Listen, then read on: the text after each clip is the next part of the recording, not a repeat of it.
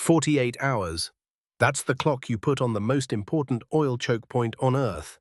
Reopen the Strait of Hormuz fully without threat, or you hit Iran's power plants, starting with the biggest one. Now everyone is staring at the same question. Are you forcing a retreat? Or are you turning a shipping crisis into a regional blackout war? You are Donald Trump, and one day ago this looked very different. On Friday, March 20th, 2026, you're reportedly thinking about winding this war down even if Hormuz stays unresolved. Maybe you take the off-ramp, maybe you declare strength, claim deterrence, and move on. Then reality hits, not on a battlefield map, at the gas pump, on tanker trackers, in insurance markets, in stock screens glowing red. Because the Strait of Hormuz is not just a strip of water, it is the valve on the global energy system. In 2023, according to the U.S. Energy Information Administration, about 20.9 million barrels per day of crude, condensate, and petroleum products moved through that passage, roughly 1/5 of global petroleum consumption. On top of that, more than 10 billion cubic feet per day of LNG, more than 20% of global LNG trade. Qatar alone accounted for nearly 20% of global LNG exports in 2024. A tiny channel, massive consequences. Wait, what? One narrow maritime throat between Iran and Oman can shake fuel prices in Ohio, power bills in Europe, factories in Asia, and shipping contracts in London. That's the problem. You can end speeches. You can end bombing campaigns. But if Iran can still squeeze Hormuz, Iran still has its hand on the world's economic windpipe. So on Saturday night, March 21st, you stop sounding like a president looking for an exit. You sound like a man issuing a personal ultimatum. Axios reports you post on Truth Social that if Iran does not fully open without threat the strait within 48 hours, the United States will hit and obliterate Iran's power plants, starting with the biggest one first. Not warships, not missile batteries, power plants. That choice changes everything. Because military targets signal escalation, power plants signal punishment, darkness, shutdowns, hospitals on backup systems, civilian fear, and that's exactly why the threat lands so hard. This is the gamble. If Iran can impose pain on the world economy, you threaten pain inside Iran's daily life. You're telling Tehran that if they weaponize a choke point, you can weaponize the grid. It's blunt, simple, terrifying, and the 48-hour clock makes it worse. A threat without a deadline is theater. A threat with a deadline becomes a test. Now it's not just about ships. It's about credibility. Yours, Iran's, America's. By Sunday, March 22nd, as the deadline burns down, you reportedly double down. The Daily Beast says you warn Iran could face total decimation if it does not comply. So the message is clear. This is not a bluff you want anyone to call. But here's the catch. Hormuz may be the perfect symbol of strength, yet it's a nightmare to actually fix.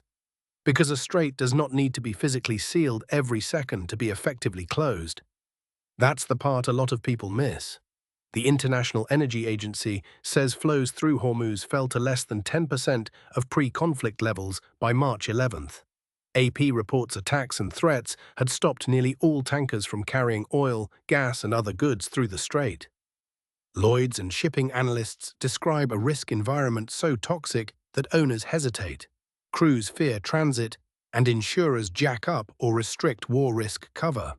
In other words, commerce can freeze before the waterway is literally blocked. Wait, what? Yes. A route can be open on paper and dead in reality. No captain wants to sail into a missile scare. No insurer wants to underwrite a floating fireball. No shipowner wants to explain to shareholders why they sent a tanker through the world's hottest war zone because, technically, the map still showed blue water. Lloyd's List reports around 60 container ships waiting on either side of the Musandam Peninsula at the southern entrance to Hormuz. Picture that. Steel giants just sitting there, stacked at the mouth of the Gulf, engines humming, crews waiting, everyone asking the same thing. Who moves first? That's why this becomes your problem so fast. The IEA calls this the largest ever oil supply disruption associated with a single event. It says the war poses the biggest shock to oil markets in history. On March 11th, member countries agree to release 400 million barrels from emergency reserves, the largest release ever, just to buy time. Buy time. Not solve it, because reserves can cushion panic. They cannot permanently replace a choke point that normally moves around 20.9 million barrels per day. And while all this unfolds, Americans see the part they care about most: gas prices. AP reports the national average for regular gasoline hits $3.94 on Sunday, March 22nd, more than $1 above a month earlier. Just days before, on March 17th, AP had it at $3.84, up from $2.98 before the war began on February 28th. That number matters. For energy analysts, Hormuz is a transit node. For voters, it's the glowing sign at the station. Every extra cent turns geopolitics into kitchen table politics. So from your perspective, the logic hardens. You may have wanted to wind this down, but if Hormuz stays half-strangled, every pump in America keeps broadcasting weakness. Every market sell-off keeps extending the war politically, even if the shooting slows. That's the deeper reason the reversal feels so sharp. On Friday, you can imagine leaving the problem unresolved. By Saturday, you can't. Because Hormuz isn't just another front, it is the front that reaches everywhere. And still, your threat opens a much darker question. What happens if Iran doesn't blink? By Monday, March 23rd, AP reports the deadline is set to expire late Monday, Washington time. Iran answers with threats of its own. If the US bombs Iranian power stations, Tehran warns it will strike electrical plants across the Middle East. It also threatens to mine the entire Persian Gulf if invaded. That means your ultimatum is no longer a two-player standoff. It's a regional chain reaction. Then comes the detail that makes this whole story more frightening than a normal oil crisis. In the Gulf, power is often tied directly to water. AP reports Iran-linked threats include facilities connected to desalination, and FARS publishes possible targets including the UAE's Baraka nuclear power plant and other infrastructure. In desert states, electricity is not just light. It is pumping, cooling, desalinating, keeping cities alive. So if power plants become targets, this stops being only an oil story. It becomes a water story. Wait, what? Yes. A decision made over tanker lanes can ricochet into taps running dry. That's the escalation hidden inside the word infrastructure. In Washington, it sounds strategic. In the Gulf, it can mean blackouts, water shortages, hospitals under strain, and civilian panic in extreme heat. So now your 48-hour threat carries 3 layers of pressure at once. 1. Force Iran to back down and reopen the strait. 2. Reassure markets and voters that you're back in control. 3. Do it without triggering retaliation that spreads the war across the Gulf. That is the Brinkmanship play. Maximum fear, minimum follow-through. You want Tehran to decide the cost is too high before you have to pay the cost of carrying the threat out. And to be fair, there is strategic logic here. A direct invasion or a prolonged campaign to secure shipping lanes could be slower, bloodier, and harder to sell. Axios had reported earlier discussions around bigger options, including strategic pressure points like Karg Island. Compared with that, a deadline can look efficient. Clean, at least on paper. You create a clock. You create unbearable uncertainty. You force the other side to imagine the consequences. But critics look at the exact same move and see something else entirely. AP reports critics say your strategy looks erratic. Improvised, like a White House searching for answers after entering a war without a clear exit plan. Senator Chris Murphy says he's lost control of the war and he is panicking. Senator Ed Markey says Trump has no plan to reopen the Strait of Hormuz, so he is threatening to attack Iran's civil power plants, and calls it a war crime. Those are accusations, not settled law. But politically, they matter because they sharpen the central question hanging over all of this. Is this calculated brinkmanship, or panic dressed up as strength? That question gets more intense when you look at the human cost already on the table.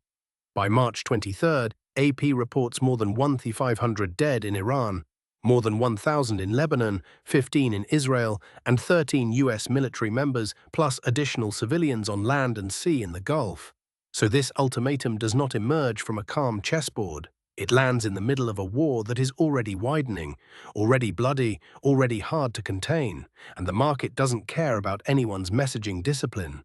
It only cares whether Hormuz works. Fatih Birol, the head of the IEA, warns the war is a major threat to the global economy. The agency says this shock is worse, in oil terms, than the two 1970s oil shocks combined. Emergency reserves can buy time, but the real variable is brutally simple. How long does Hormuz stay disrupted? That's why your threat feels so enormous. Because you're not just trying to move Iran, you're trying to move insurers, ship owners, commodity traders, allied governments, nervous financial markets, and ordinary drivers who don't know where the Strait of Hormuz is but know exactly what $3.94 feels like. And there's one more problem. Even if Iran says yes tomorrow, is the strait actually open? Can you get tankers moving immediately? Can you make underwriters comfortable? Can you erase the fear hanging over crews? Can you turn a war zone back into a commercial highway on command? Maybe not. That's the hidden risk of making reopen Hormuz the demand. It sounds clear, it sounds measurable. But in practice, open is not a switch, it's confidence. And confidence is the slowest thing to restore once missiles, mines, and threats enter the picture. So now you are trapped inside your own deadline. If Iran doesn't comply, striking power plants could widen the war. If Iran makes gestures, they may not be enough to restore actual shipping. If you back down, the ultimatum looks hollow. If you act, the region could answer with attacks on Gulf electrical systems, desalination-linked facilities, maybe mined waters, maybe something even worse. That's the real drama here. You tried to turn a complex energy choke point into a simple personal test of will. 48 hours. Open it or else. It's classic Trump in one sense. Compress the crisis, personalize it, dominate the headline, dare the other side to flinch first. But Hormuz is not a headline. It's a system of tankers, insurers, LNG cargoes, naval risk, market psychology, desalination plants, power grids, and political pressure that runs from the Persian Gulf all the way to the American suburbs. And systems don't always submit to force as cleanly as enemies do. So as late Monday approaches, the whole world is waiting on your deadline. Not just Tehran, drivers, traders, ship captains, Gulf cities, allies, critics. Families watching prices tick upward. Governments wondering if the next strike lands on a military site, a power station, or a water-linked facility that sends a whole region into panic. That is the gamble you've made. You wanted to wind the war down. Then the Strait of Hormuz made leaving impossible. So you raised the stakes. You made the choke point personal. You told the world that if Iran squeezes the artery, you will squeeze the grid. Maybe that is enough. Maybe raw brinkmanship forces a retreat. Or maybe this is the moment the war stops being about ships in a narrow channel and becomes something much bigger. A fight over electricity, water, and whether one president's deadline can control forces already spilling far beyond him. Because that's the final question hanging over the 48-hour clock. When you turn the world's most dangerous shipping lane into a personal ultimatum, do you restore order? Or do you discover too late that some choke points don't just trap your enemy? They trap you too.